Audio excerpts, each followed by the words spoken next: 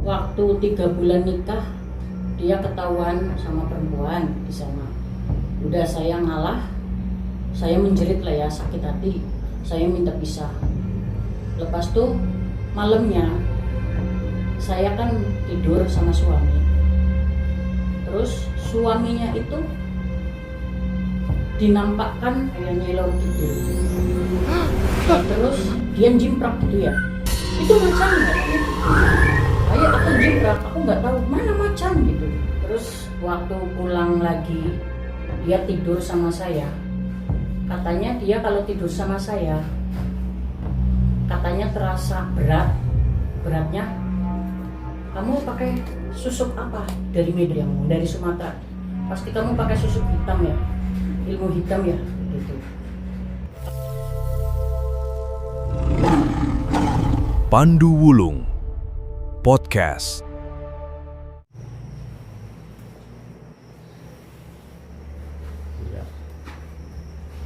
Assalamualaikum warahmatullahi wabarakatuh. Salam sejahtera, nama budaya, salam kebajikan. Om Swastiastu, Rahayu, Rahayu. Selamat malam pecinta channel podcast Pandu Misteri.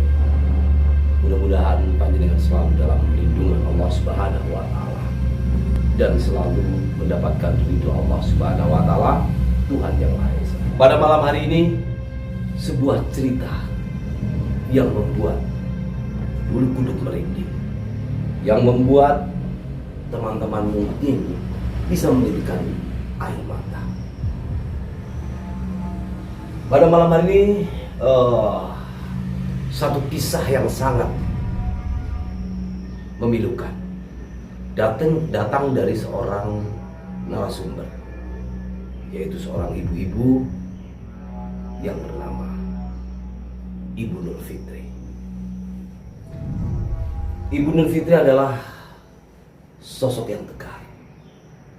Namun di perjalanan hidupnya, Ibu Nur Fitri selalu mendapatkan suatu kendala-kendala dalam kehidupannya. Sehingga Ibu Nur Fitri mencoba untuk mencari jalan keluar, untuk pergi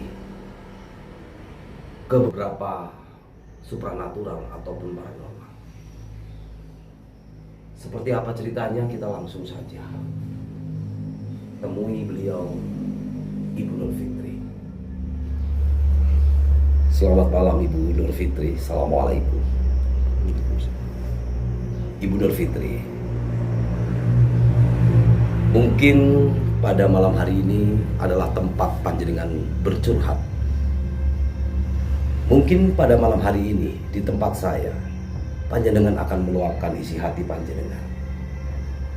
Dan mudah-mudahan jalan keluar datang setelah panjenengan menceritakan seluruh permasalahan dari panjenengan.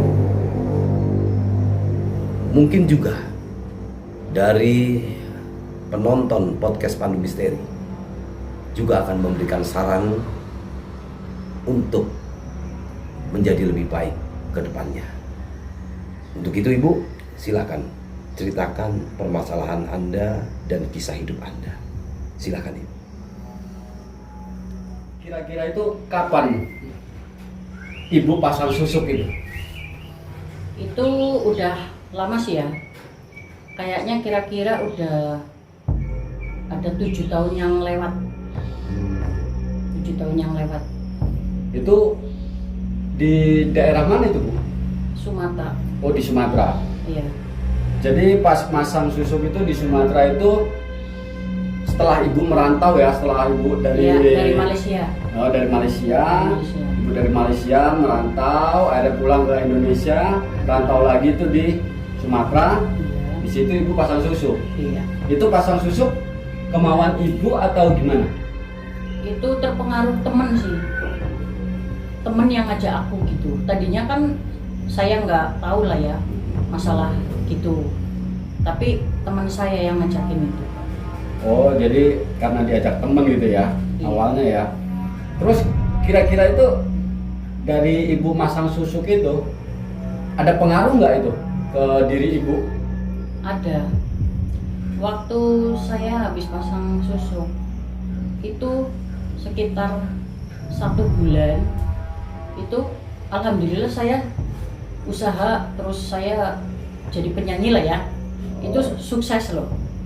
Gitu, rezeki terus lancar. Oh jadi ibu itu di sana itu sempat jadi penyanyi gitu ya? Iya. Saya jadi penyanyi selama 6 tahun. Oh, jadi susuk itu istilahnya untuk mikat lawan jenis lah supaya dapat saweran gitu Bu ya? Ya gitu sih ya, ya untuk diri kita juga, terus untuk sawerannya ya lancar gitu. Dan itu selain ibu jadi penyanyi itu di sana punya usaha apa itu Bu? Saya buka kafe minuman, kafe karaoke. Oh jadi istilahnya ibu itu yang punya kafe Iya, ya? iya. Saya punya kafe dan juga punya anggota. Tapi kalau jam 3 sore saya pergi nyanyi. Jadi itu dipegang sama anak buah. Oh gitu. Iya. Sukses itu Bu ya? Sukses. Dari sukses itu kebeli apa aja itu Bu kira-kira itu Bu? Oh, motor sampai 3. 1 minggu saya bisa beli emas. 1 malam kira-kira 700.000 itu. Saya penghasilan itu. Penghasilan 1 malam Iya, gitu ya? itu dari nyanyi itu belum dari yang usaha.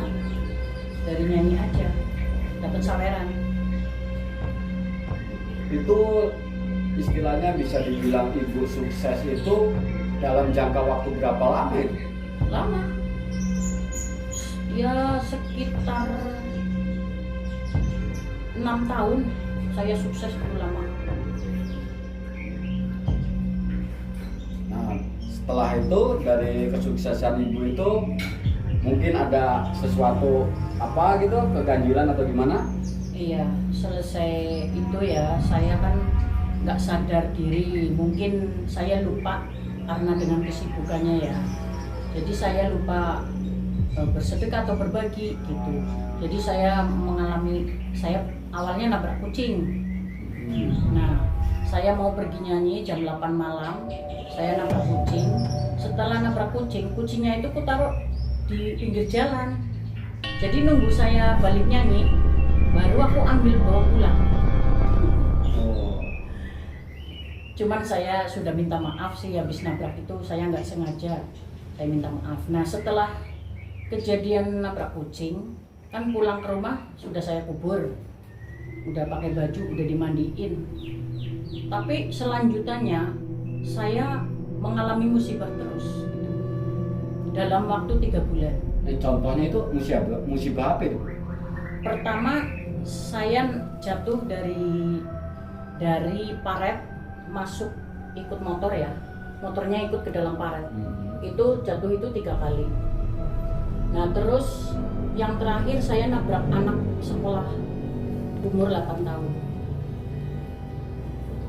Jadi dari situ jadi mulailah Iya. omsetnya atau Nah habis nabrak orang, motornya hilang 1.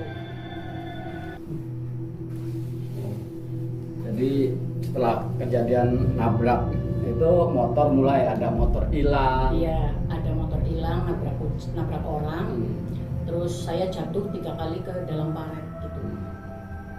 Dari situlah mulai ekonominya usaha itu mulai seret, turun ya. Iya. Sampai emas-emasnya itu kujual lagi untuk beli motor lagi gitu. Untuk nebus orang yang tabrak sih, saya kan suruh bertanggung jawab gitu. Setelah usaha yang kayak kafe dan warung yang ibu warung kopi itu istilahnya omset udah menurun, terus ibu usaha apa lagi, ada usaha lain? Ada. Terus saya bangkit lagi, saya berusaha buka warung lontong sayur, warung kopi, warung nasi uduk. Disitulah agak lumayan ya, tapi saya buat warung itu sekitar habis 8 juta Modalnya ya. Iya. Jadi habis-habisan lah di situ. Setelah warung lontong sayur dan Ya, lain-lain semua. itu, akhirnya setelah itu ibu kemana lagi? Pulang kampung atau kemana? Saya pulang kampung. Terus warung itu ku sedekahkan untuk jualan. Saya pulang kampung pas corona ya, sebelum corona saya jualan, buka usaha tato di depan pom bensin Margasana tuh. Saya jualan, terus lagi rame-rame, lagi mau bangkit, datang corona, jadi tutup. Nah setelah itu agak lama saya married, bersuami.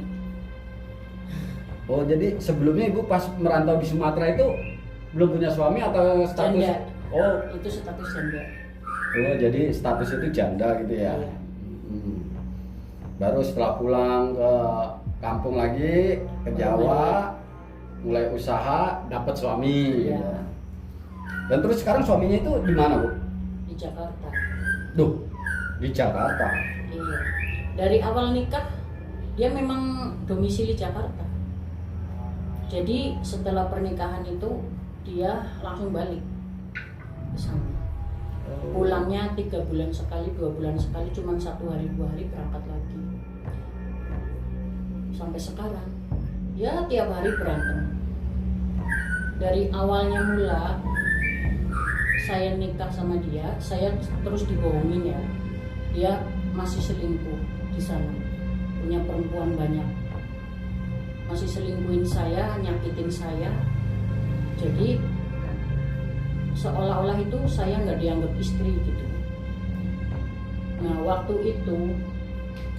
3 bulan nikah dia ketahuan sama perempuan di sana. Udah saya ngalah, saya menjerit lah ya, sakit hati, saya minta pisah. Lepas tuh malamnya saya kan tidur sama suami, terus suaminya itu dinampakkan kalau matanya aku tuh katanya kayak Susana, kayak Nyelor Kidul. Lah terus dia jimprak dulu. Dek, itu kok ada macan? Itu macan katanya gitu. Kayak aku jimprak, aku nggak ada punya ilmu apa kamu? Kok kamu punya macan kayak gitu. Jadi aku ngomong, mungkin kamu udah menyakiti aku ya. Jadi badan aku ini nggak terima. Saya bilang gitu. Terus sampai sekarang itu hubungan sama suami? Tapi tiap hari berantem cekcok. Karena dia sekarang terlalu egois.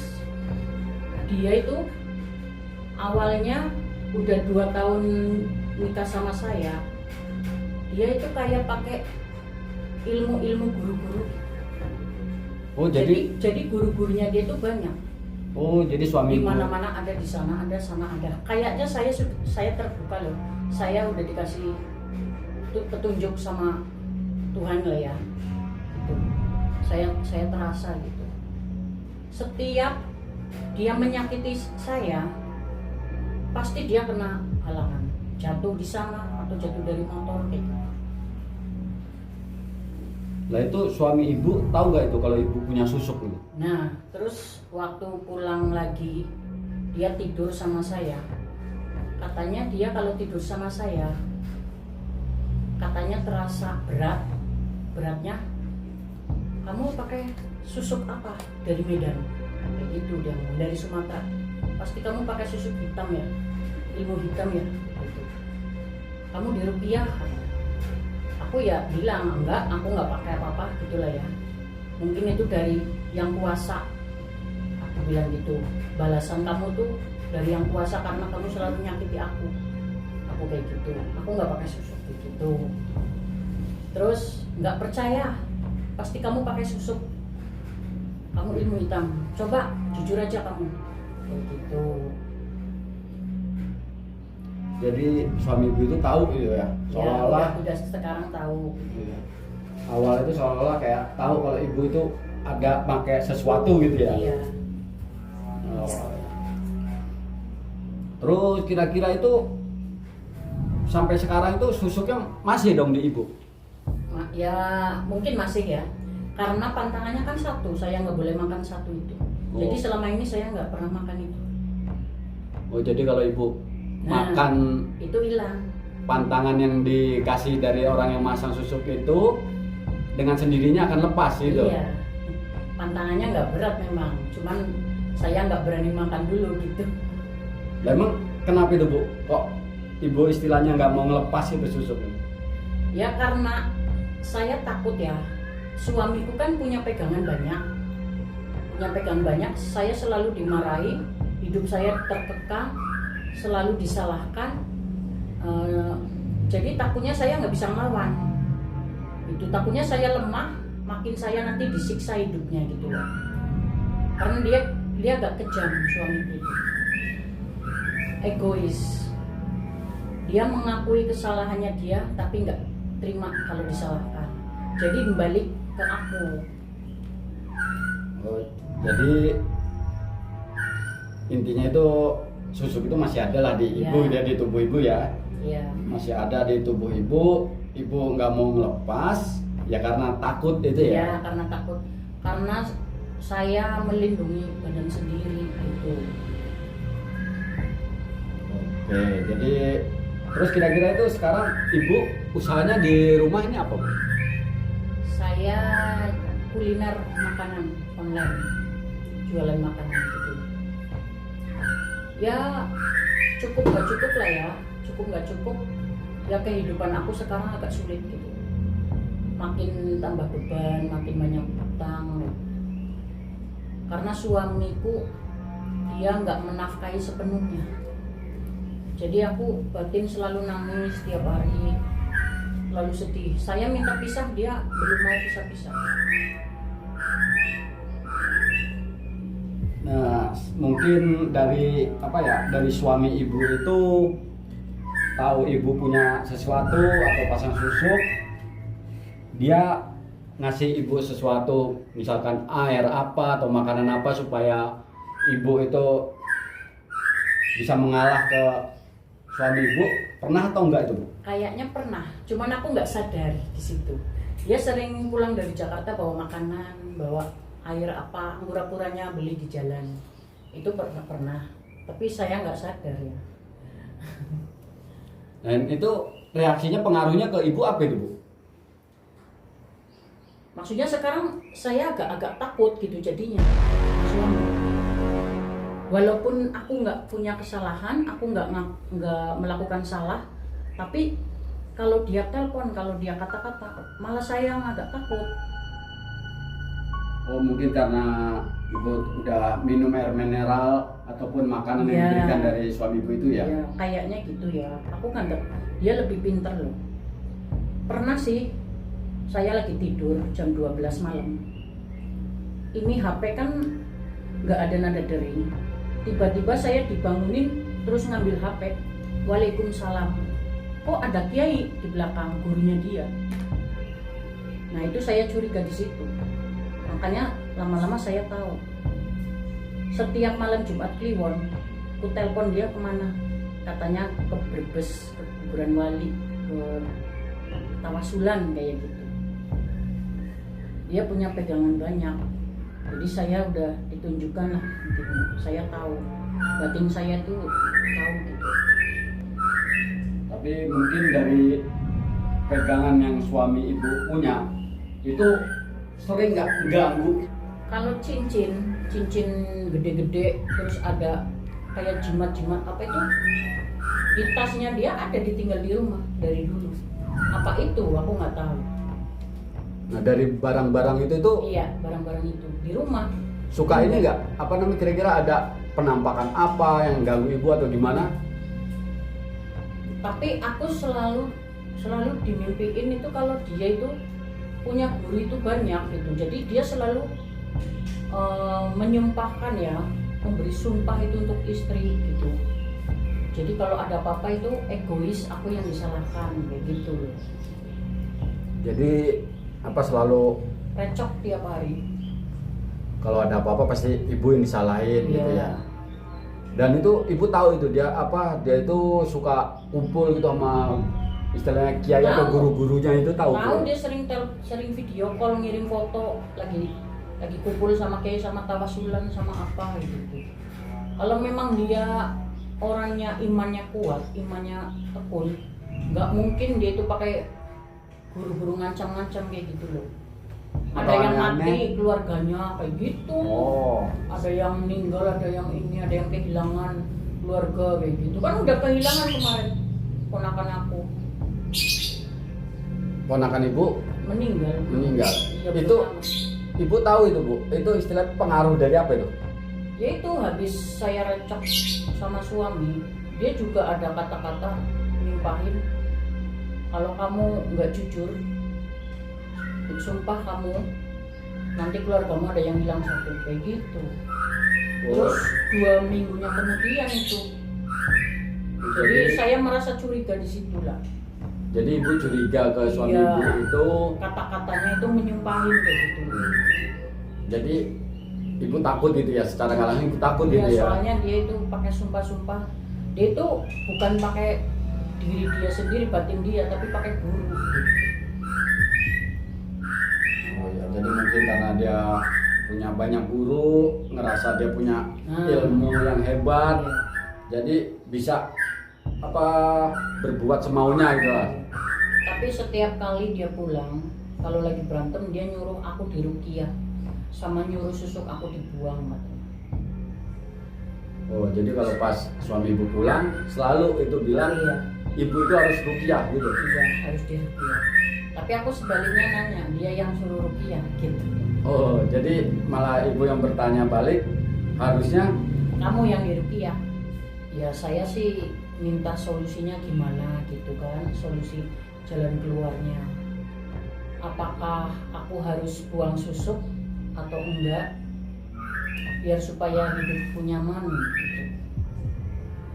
Soalnya hidup saya sekarang sulit banget, terus apa kayak tersiksa batin, punya suami tapi kan nggak kayak punya suami gitu. Nggak nafkahi dia, perhitungan sama istri, jadi kebutuhan semua harus kututupi sendiri. oke ibu, mungkin cukup segitu ya bu ya? Atau ada yang lain gitu? Enggak cukup.